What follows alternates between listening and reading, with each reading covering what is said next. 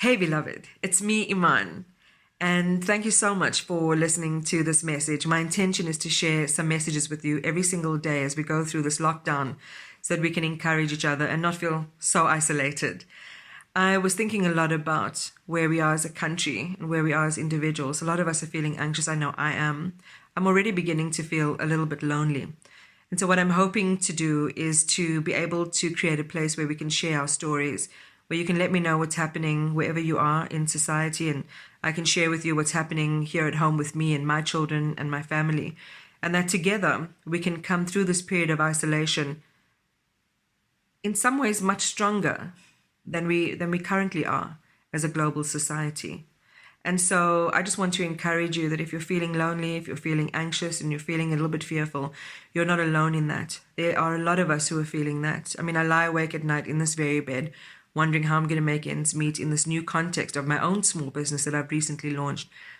But I've decided to be really optimistic and to test my potential in new ways, to do things that I didn't even consider doing before. And I wonder if that might pose an opportunity for you as well, in this time where you have, and if you have the opportunity to think a bit more reflectively, to think about what it is that you can do to really stretch your own potential and to emerge from all of this a much better and more evolved human being. So wherever you are in South African and global society, I wish you love, I wish you peace, and I just know that as we come through this exam that COVID-19 is creating for us, that we'll emerge much stronger as a humanity.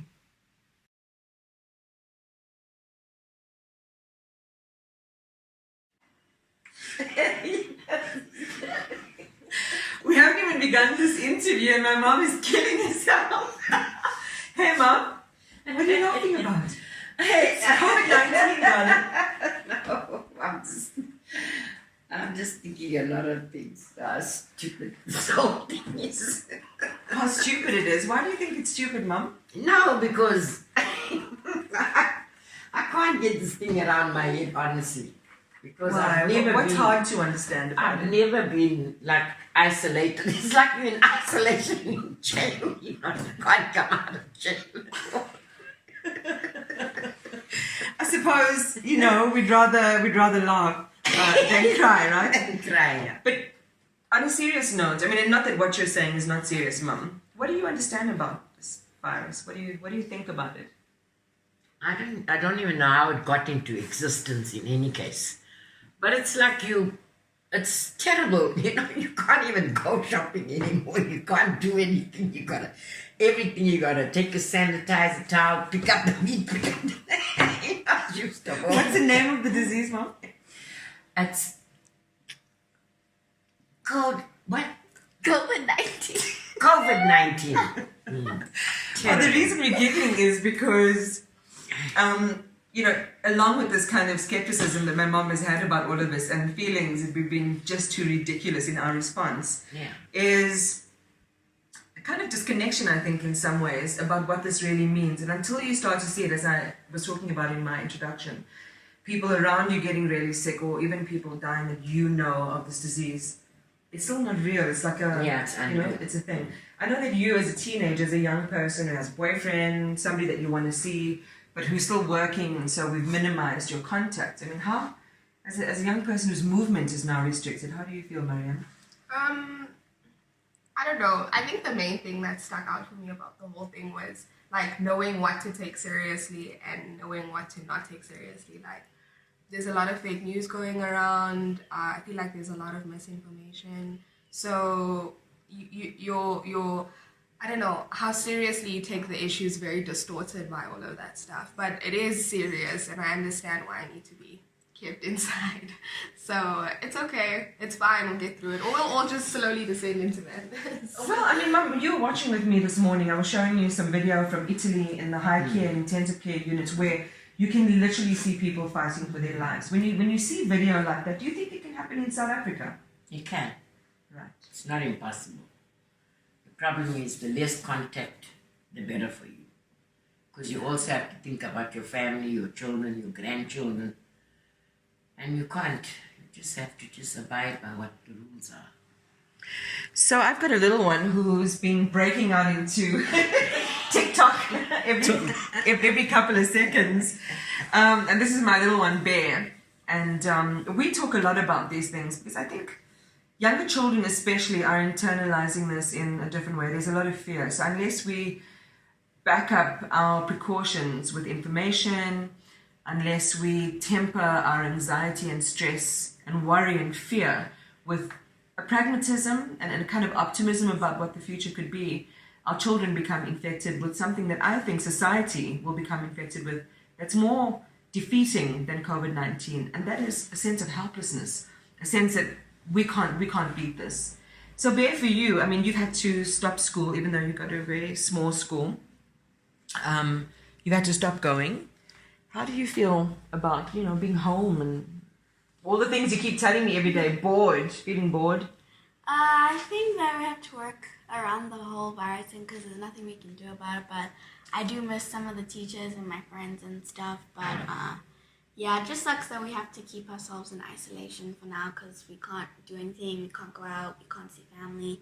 So I think it's bad, but I think that we'll get around it and we'll get through it. You miss going out, right?